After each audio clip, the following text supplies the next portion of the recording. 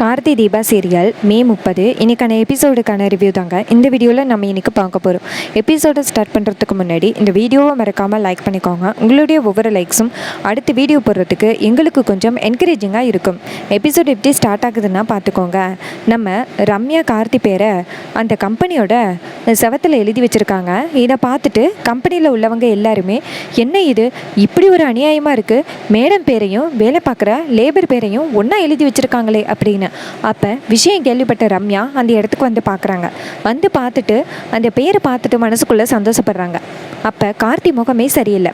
அப்போ ரம்யா சொல்கிறாங்க, இங்கே பாருங்கள், என்ன இங்கே எல்லோரும் வேடிக்கை பார்த்துக்கிட்டு இருக்கீங்க அப்படின்னு. அப்போ மேனேஜர் சொல்கிறாரு, மேடம் உங்கள் பேரையும் கார்த்தி பேரையும் யாரோ சவத்தில் எழுதி வச்சுருக்காங்க அப்படின்னு. இதை கேட்டுட்டு ரம்யா சொல்கிறாங்க, அவ்வளோதானே, எல்லாருமே போய் வேலையை பாருங்கள் அப்படின்னு. இதை கேட்டுட்டு தொழிலாளர்கள் அந்த இடத்துலேருந்து போகிறாங்க. அப்போ ரம்யா கேசவன்கிட்ட சொல்கிறாங்க, கேசவன் இந்த இடத்துலேருந்து போகிறீங்களா, ஒரு நிமிஷம் நான் கார்த்திக்கிட்ட பேசணும் அப்படின்னு. அப்போ கேசவனும் அந்த இடத்துலேருந்து போகிறாரு. அப்போ ரம்யா வந்துட்டு நேராக கார்த்தியை பார்த்து, கார்த்தி உங்கள் பேரையும் என் பேரையும் ஒன்றா எழுதி வச்சுருக்கிறத பார்த்துட்டு நீங்கள் எதுவும் தப்பாக நினைக்கலையே அப்படின்னு. அப்போ கார்த்தி சொல்கிறாரு, இல்லை மேடம், இது சாதாரணமாக நடக்கிற விஷயம் தானே அப்படின்னு. அப்போ ரம்யா சொல்கிறாங்க, ஆமாம் கார்த்தி, நான் ஒரு ஒத்த பொம்பளையாக இருந்து இத்தனை தொழிலாளர்களை சமாளிக்கிறேன்னு அதை பார்த்துட்டு தான் யாரும் இந்த மாதிரி பண்ணியிருக்காங்க அப்படின்னு. அப்போ கார்த்தி சொல்கிறாரு, ஆமாம் மேடம், என்னால் தான் உங்களுக்கு பிரச்சனை அப்படின்னு. அப்போ ரம்யா சொல்கிறாங்க, இல்லை கார்த்தி, இதெல்லாம் ஒரு பெரிய இஷ்யூ இல்லை, நீங்கள் போயிட்டு வேலையை பாருங்கள் அப்படின்னு. கார்த்தியும் சரி அப்படின்னு சொல்லிட்டு போய் வேலை பார்க்க ஆரம்பிக்கிறாரு. அப்போ மற்றவங்க நிறைய பேர் கார்த்தியை ரம்யா பற்றியும் தப்பாக பேச ஆரம்பிக்கிறாங்க. அப்போ நம்ம கார்த்தி நினைக்கிறாரு, இதுக்கு மேலேயும் இந்த கம்பெனியில் இருந்து நம்ம வேலை பார்க்க வேணாம் அப்படின்னு நினைக்கிறாரு. அப்போ ரம்யா நேராக அவங்க கேபினில் கேசவனை கூப்பிட்டு, கேசவன் சூப்பர் வேலை பண்ணியிருக்கீங்களே அப்படின்னு சொல்ல.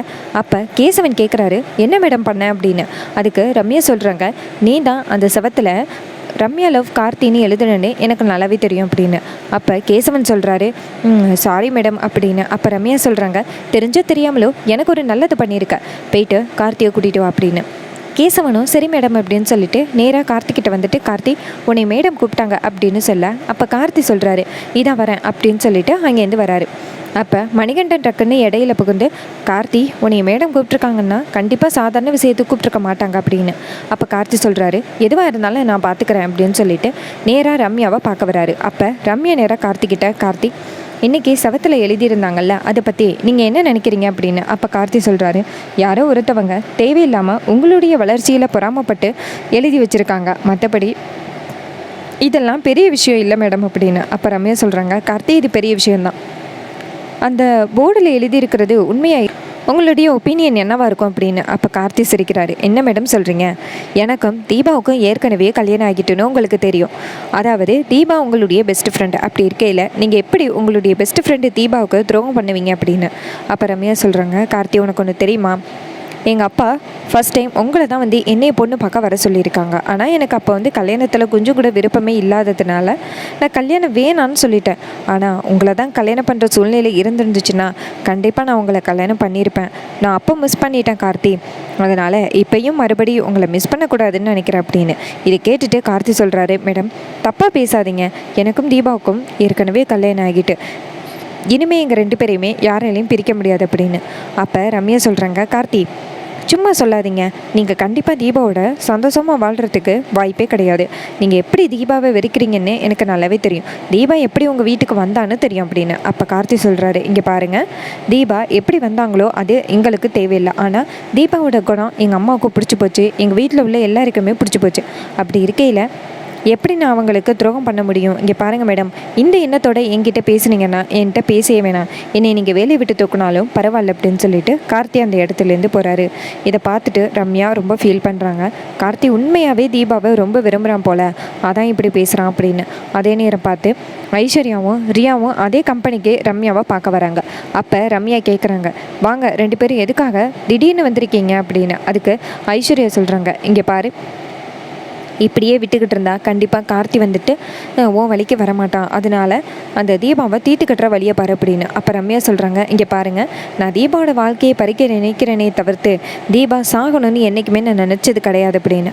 அப்போ ரியா சொல்கிறாங்க, இங்கே பாருங்கள், இப்படியே நினச்சிக்கிட்டு இருந்தீங்கன்னா கண்டிப்பாக உங்களுடைய கனவு எதுவுமே நிறைவேறாது, அப்புறம் கார்த்தியும் தீபாவும் சந்தோஷமாக வாழ்கிறது மட்டும்தான் பார்க்குற மாதிரி இருக்கும் அப்படின்னு. இதை கேட்டுட்டு ரம்யா சொல்கிறாங்க, இங்கே பாருங்கள், இந்த எண்ணத்தோட இங்கே வந்தீங்கன்னா தயவு செஞ்சு இந்த இடத்த விட்டு கிளம்புங்க. கார்த்தி எந்த அளவுக்கு தீபாவை விரும்புகிறாரு அப்படிங்கிறத நான் புரிஞ்சுக்கிட்டேன். இதுக்கப்புறமும் கார்த்தி தீபாவை நான் தொந்தரவு பண்ண மாட்டேன். அதனால் இந்த இடத்த விட்டு போங்க அப்படின்னு. இதை கேட்டுட்டு ஐஸ்வர்யாவும் ரியாவும் செம்ம டென்ஷனாக அந்த இடத்துலேருந்து போகிறாங்க. அப்போ நம்ம கார்த்தியை காமிக்கிறாங்க. கார்த்தி ஒர்க் பண்ணிக்கிட்டு இருக்காரு. அப்போ இன்னொரு தொழிலாளி வந்து கேட்குறாங்க, கார்த்தி பரவாயில்லையே, ஒரு பிள்ளையை கல்யாணம் பண்ணிட்டேன், இப்போ கம்பெனியில் ஒரு மேடத்தையே கரெக்ட் பண்ணிட்டே அப்படின்னு. இதை கேட்ட கார்த்தி டென்ஷன் ஆகுறாரு. இங்கே பாருங்கள், இப்படியெல்லாம் சொல்லாதீங்க, மேடமுக்கு தெரிஞ்சிச்சுன்னா கோவப்படுவாங்க அப்படின்னு. அதுக்கு அவங்க சொல்கிறாங்க, மேடமே உன்னை லவ் பண்ணுறாங்கன்னு அரசல் புரசலாக எங்களுக்கு நியூஸ் வந்துக்கிட்டு இருக்க கார்த்தி அப்படின்னு. இதை கேட்டுட்டு கார்த்தி சொல்கிறாரு, இங்கே பாருங்கள், கண்டிப்பாக ஒரு 30 நாள் தான் இங்கே வேலை பார்ப்பேன், அதுக்கப்புறம் இந்த இடத்த விட்டு போயிடுவேன் அப்படின்னு. அதுக்கப்புறமா கார்த்தி நேராக வீட்டுக்கு வராரு. அப்போ ஆனந்தி கேட்குறாரு, கார்த்தி கம்பெனியில் என்னென்னமோ விஷயம் நடக்குதாம்ல அப்படின்னு. அப்போ கார்த்தி கேட்குறாரு, அண்ணா கம்பெனியில் உள்ள விஷயத்த கம்பெனி தான் பார்த்துக்கணும், நீங்கள் எதுக்கு தேவையில்லாமல் பேசுகிறீங்க அப்படின்னு. அப்போ ஆனந்த் சொல்கிறாரு, இல்லை கார்த்தி, உன்னைய ரம்யா லவ் பண்ணுறதா கேள்விப்பட்டனே அப்படின்னு. இதை கேட்டு நம்ம தீபா, அபிராமி எல்லாருமே அதிர்ச்சி ஆகுறாங்க. அப்போ அபிராமி சொல்கிறாங்க, ஆனந்த் வாய்க்கு வந்தபடி பேசாத, ஏற்கனவே உன்னால் பல பிரச்சனை இந்த வீட்டில் இருக்குது, இப்போ தேவையில்லாமல் கார்த்தியோட வாழ்க்கையையும் இப்படி பண்ணணும்னு நினைக்காத அப்படின்னு. அப்போ ஆனந்த் சொல்கிறாரு, அம்மா நான் ஒன்றும் தப்பாக சொல்லலை, ரம்யா லவ் பண்ணுற விஷயம் கம்பெனியில் உள்ள எல்லாருக்குமே தெரியும். நீ காலையில் ரம்யா லவ் கார்த்தி அப்படின்னு ரம்யாவோட கம்பெனியில் யாரையும் எழுதி வச்சுருக்காங்க. அதை ரம்யா பெரிய விஷயமா எடுத்துக்கல, ஏன்னா ரம்யா கார்த்தியை விரும்புகிறா அப்படின்னு. இதை கேட்டுட்டு நம்ம தீபா ஷாக் ஆகுறாங்க. தீபா நினைக்கிறாங்க, ஐயோ ரம்யா எதுக்காக ரம்யா இப்படி என் வாழ்க்கைக்கு துரோகம் பண்ண பார்க்குற அப்படின்னு நம்ம தீபா ரொம்ப ஃபீல் பண்ணுறாங்க. அப்போ கார்த்தி சொல்கிறாரு, தீபா நீங்கள் நினைக்கிற மாதிரி எந்த விஷயமும் நடக்கலை, அவங்க லவ் பண்ணது உண்மைதான், ஆனால் நான் தெரியலை அவங்களுக்கு, நீங்கள் என்னுடைய மனைவின்னு அவங்களுக்கு தெரியல, அப்படி தெரிஞ்சிருந்தா கண்டிப்பாக அவங்க இந்த மாதிரி ஒரு முடிவு எடுத்திருக்க மாட்டாங்க. அவங்களுக்கு என்றைக்கு வந்துட்டு நீங்கள் என்னுடைய மனைவின்னு தெரிஞ்சிச்சோ அன்றைக்கே அவங்க எல்லா விஷயத்தையுமே மறந்துட்டேன்னு என்கிட்ட சொன்னாங்க.